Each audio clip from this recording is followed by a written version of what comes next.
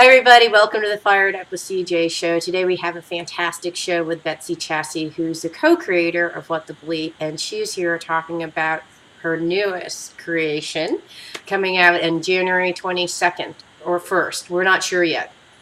Everyone else is sure but me. I should be sure, but I'm not sure. I think it's the 21st or the 22nd. It's somewhere in there. And it's called Tipping Your Sacred Cows. Tipping Sacred Cows. Yes, that's what it's Okay. called. Okay. Now, tell us a little bit about the book, why you wrote it. I wrote the book mostly for myself because I got divorced, and I realized that I didn't know anything about what I thought I knew about life and happiness and spirituality and what it meant to live a spiritual life or what it meant to live a meaningful life or what anything meant, really. Right. I just really came to the conclusion that I just knew jack nothing. And so I began to write and explore ideas as a way to try to make sense of it for myself. And in doing that, I ended up writing a book. And what I came to was this idea that a lot of humanity was sort of feeling the same way I was, really lost, really confused, overwhelmed with all these concepts and ideas and philosophies and dogmas and ideologies. And really, in a way, they were constricting me to live the life that I truly wanted to live. And in order for me to truly be happy, I needed to just throw it all out and start over again. And so that is where the term tipping sacred cows came from, is that I began to tip sacred cows not only in my personal life about what I believed about who I was, the beliefs about myself, but also the sacred cows of sort of in new age, new thought, spirituality. What does it mean to live in bliss? What the heck does quantum physics really have to do with me in my everyday life? What is self-love or unconditional love? What is the universe? Who is the universe, and why do they have all my stuff? Like all these typical things that you hear people say. Like whenever somebody has something good happen to them and they're on the spiritual path, they say, "Oh, the universe has provided." And I was like, "Well, who is that guy, and why isn't he giving me what I want? Like that's what's Exactly. I mean, who? And so I really wanted to explore, what is enlightenment? What does enlightenment really mean? And a lot of times you go out and you have great conversations with people and everyone's talking and you can begin to see how everyone has their own definition for all these words. Right. And it creates a lot of disconnect. And I was really looking for connection, which is a huge tenet in spirituality, is to feel connected. And I was feeling very disconnected. So I began to explore what these ideas really meant in terms of the history of what they meant, their etymology, and then how I could really incorporate them into my life, being a single mom, with 2 kids, with a dog and like a gazillion cats and life, Yeah. Yeah. So how's it going so far? Excuse me, I have a bit of a cold. It's going all right. I think for me, the biggest piece of wisdom, if you would call it, that I've recently come across in the last few years is the idea of what it means to be happy. Yeah. And it came down to the idea that happiness isn't something that you seek. Happiness isn't a destination. It's really a state of mind. It's really a choice. It's really that simple. And so just making the choice every day to be happy has been a huge transition for me in my life, because I don't no longer feel the need to seek it in terms of, well, this will make me happy, or that will make me happy, or having this guy will make me happy, or that car, or this job, or because then what happens is you just get on like the rat race, and you're constantly chasing the happiness. And I really started to build a foundation of happiness within me so that I could have all those experiences in life. Because some days your life is just going to suck. I mean, some days it's going to suck. Yeah. And some days it's going to be great. And it's just a kind of a little bit of a flow. And when you can just ride on that wave without having those external experiences really impact your core happiness, it's pretty cool. Yeah. Okay. So give me an example where you're like, okay, I could actually go to the place where this day sucks and, everything sucks, everything went wrong today, but I'm going to be in a state of happiness. Tell us how that works for you. I'm in a state of happiness is that I'm constantly running around like happy with, wearing bliss bunny slippers and rose-colored glasses and like, woo, the world is just so amazing. Because it's not, What for me it means that, if I'm late or I have a car accident or my car breaks, that's just the experience that I'm having right now. But it doesn't mean that it's going to be forever. Wow. There's a big tenet in Buddhism which talks about this idea of permanence, Right. and nothing is permanent. And I Mm-hmm. think I think it's a little easier as you get older to realize that you can look back on your life. We were joking before this call about my daughter who's 9 who loves to like scream at the top of her lungs, like, "Oh my God, this is the worst day of my life!" And I'm like, "Honey, this is like nothing. Like, wait till you're like 20 and like your boyfriend cheats on you. That's really gonna suck, you know." Yeah. So you start to have a lot of those experiences, and then you start to realize, like, wow, I'm still here. Yeah. There's nothing like getting divorced and being, alone with 2 small kids to like think your life is really over. And then after a few months, you're like, wow, I'm still here. I'm still standing. Yeah. So, you can go through your day and you still have to deal with the things that suck. But I can deal with them in a way, I wouldn't say detachment because I really try to be present with each experience, but I can deal with it knowing that this experience is not going to define my entire life. Yeah. So I don't have to like make it eat at every ounce of my being. It just has to be dealt with. Yeah. I view it when it happens to me. I view it as more as acceptance. It's accepting that Yeah, this is what's happening right now, for better or worse. And there's probably a better that I can't see right now, or maybe there's no better. But if I sit around dwelling about this right, negative thing that's happened, it's not going to go anywhere but down, right? Because right. making up stories like this is why this happened, woe is me, why does this always happen to me? All those kind of stories, totally disempowering. Right. Well, and then you feel completely out of control in your life. I mean, the thing that's very fun for me is realizing that I don't have to attach meaning or take responsibility for every single thing that's going on in the world. I just really have to take responsibility for me and my response to everything. That's Yeah, really it. I mean, yeah, I made the bleep, and one of the big concepts in the bleep that I think got taken a little too far is this notion that we create our reality. right, So, this is one of the things that I talk about in the book is this idea that, look, you're not really creating, reality like the chair that I'm sitting on or the trees. I mean, in some collective consciousness, yes, that's probably happening, but it's highly unlikely that you're going to be able to wake up tomorrow and go like, I'd like a Porsche in my driveway and walk out and have one be there. right, What you're creating is your perception of reality. yeah, How are you perceiving it? How are you choosing to experience it? right, And so when you can do that, then you have complete and utter control. So even when some external thing happens, like some guy rear ends you on the freeway, you don't have to stop and go, oh my God, this is a sign from the universe that I need to have this and make it this whole right, big thing. The guy hit you on the freeway. So right, how do you want to perceive it? right. Yeah, it's your personal reality. It's It's your actually, personal reality. It's your yeah, personal response to how things occur. Once you start really getting clear on that, you cut out a lot of drama because you start to realize that you don't have to make it, the end of the world every single time. yeah.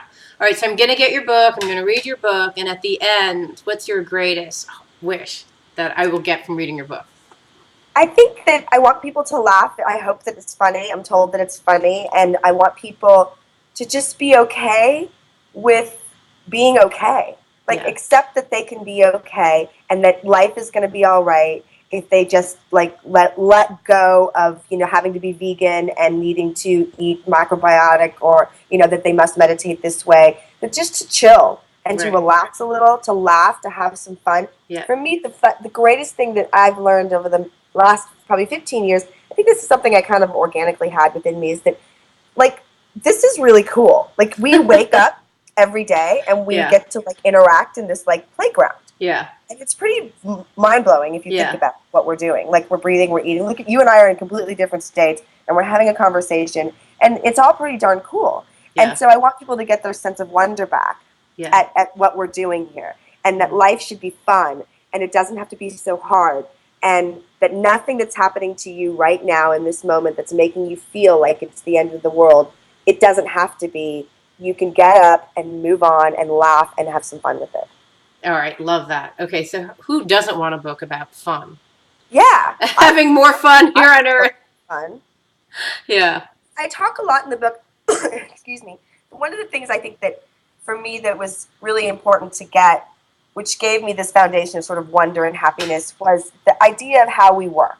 You mm-hmm. know, in the spiritual world, when you jump on the spiritual path, there's all these ideas about how we must get out of ourselves and live in consciousness and meditate for 17 hours a day and go to the Himalayas. Like, all that's just really impractical. Right, So I sort of take a more practical approach to life in that I understand that, we have these bodies and we have brains, and they work in a certain way. And science has sort of proven how that is. There's no, like, we wonder. We know that we have a brain, and it has inside of it neural nets, and we understand how we attach meanings based on how our brain works. Mm-hmm. And when you can start to really deconstruct that, you get to see, like, oh, this is not happening to me. I'm making this happen. So, when we start to examine the beliefs, like for me, a big belief was self-worth. I never really felt that I was lovable. Mm-hmm. And so I started to really deconstruct the concept of love for myself in terms of how I connected in my brain. And I started to see this pattern of love was connected to disappointment, which was connected to hurt, which was connected to all these different things instead of love just meaning love.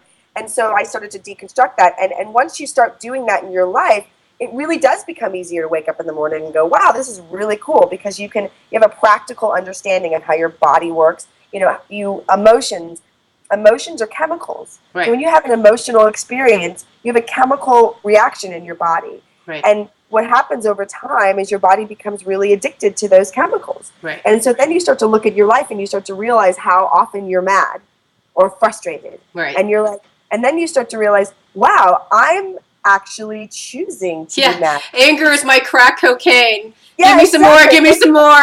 Then I'll feel like myself again.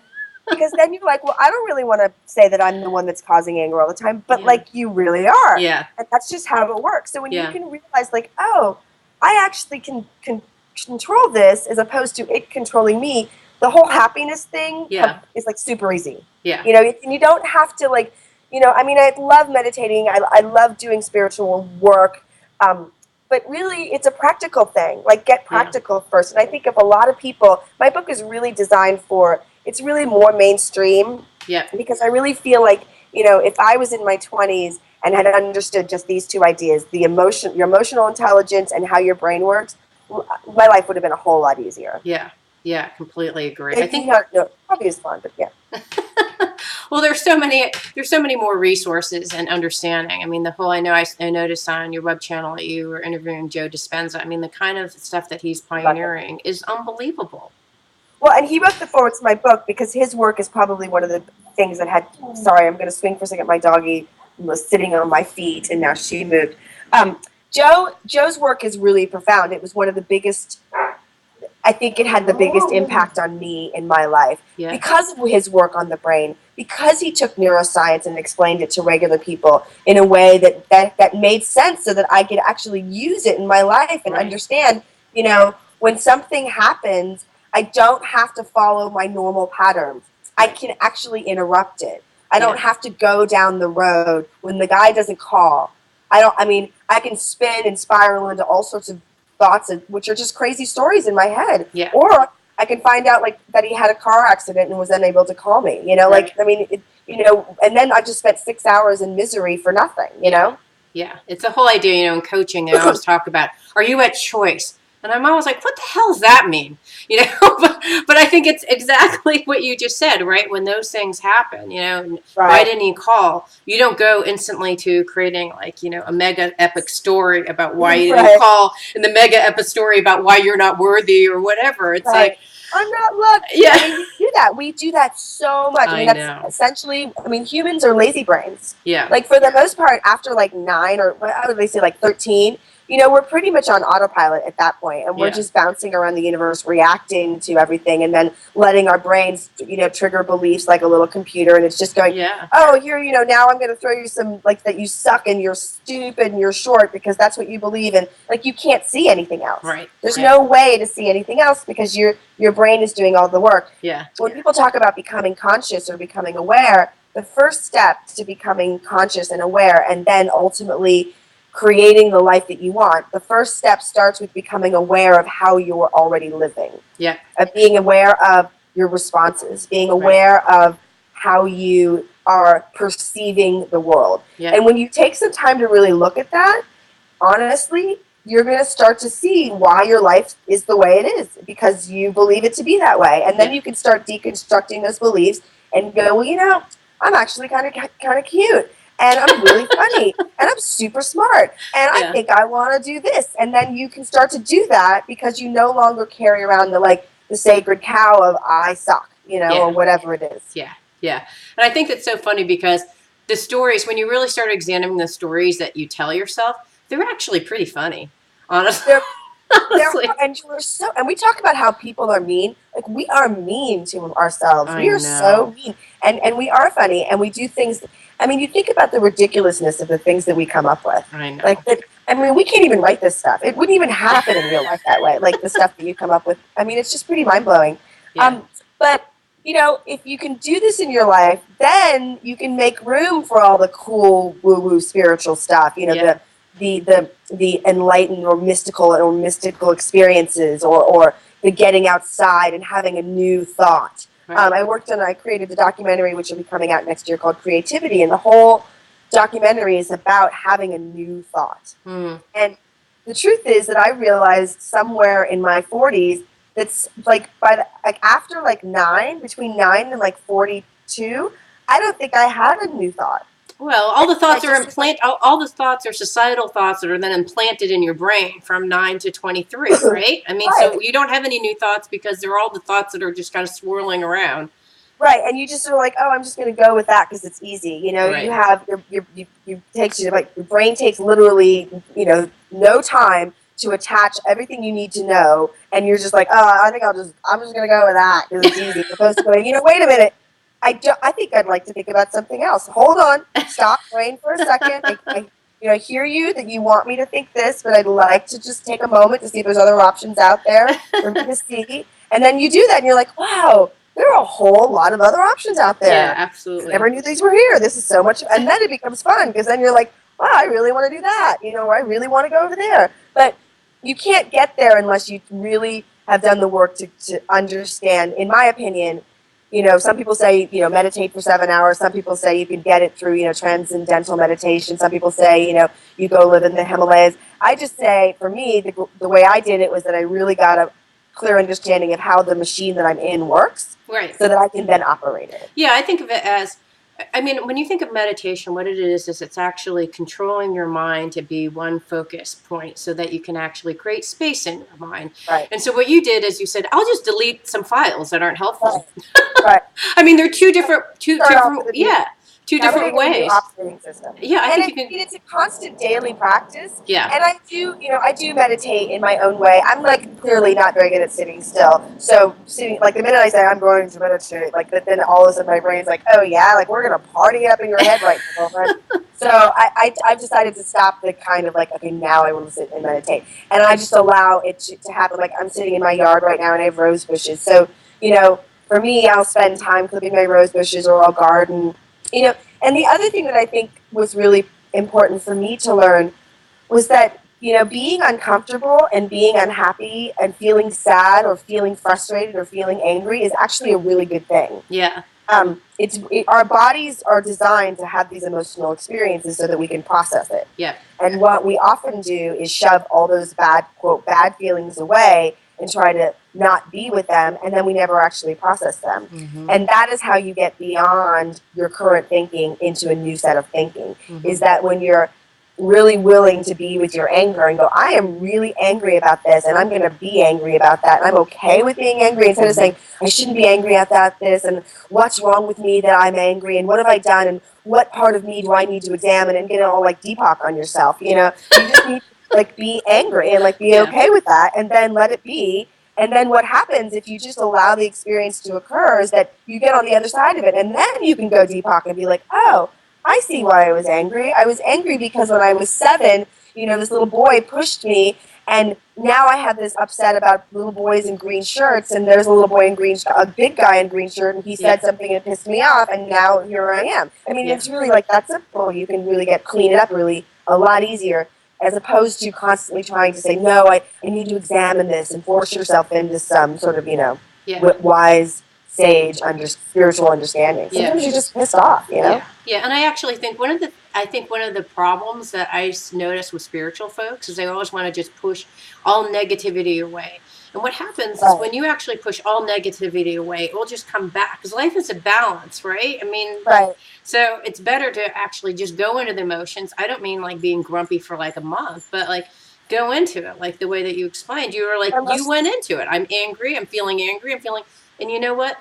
the amount of time that it takes to go into it is never longer than 2 minutes. Like for me, if I'm really angry and I go into it, it takes like 2 minutes and I'm done. Well, I mean, science says that it takes 90 seconds for an emotion to process through your body. So that's like a great processing tool, because if it takes 90 seconds, what that's giving you the opportunity to do is to truly process it. If you try to interrupt it, shove it away, or stop it, you didn't let it process. Yep. Or after the 90 seconds is up, I have a little practice that I do, and that if I have a real emotional response to something, I say, okay, I'm going to sit here for 90 seconds. I'm going to let this whole experience run through my body. And then at the end of that time, I just check in. I'm like, do you still want to feel angry? And then I ask if I say, yes, I really do.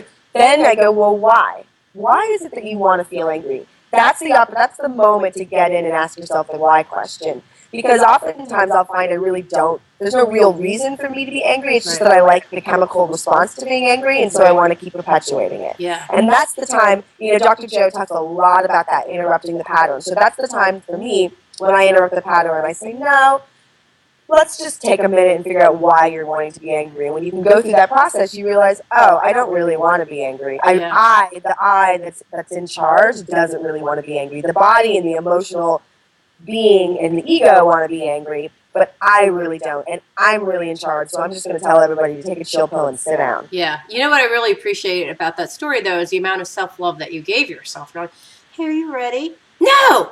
Okay. Yeah. Why not? Yeah, because there's a lot of self-love in that.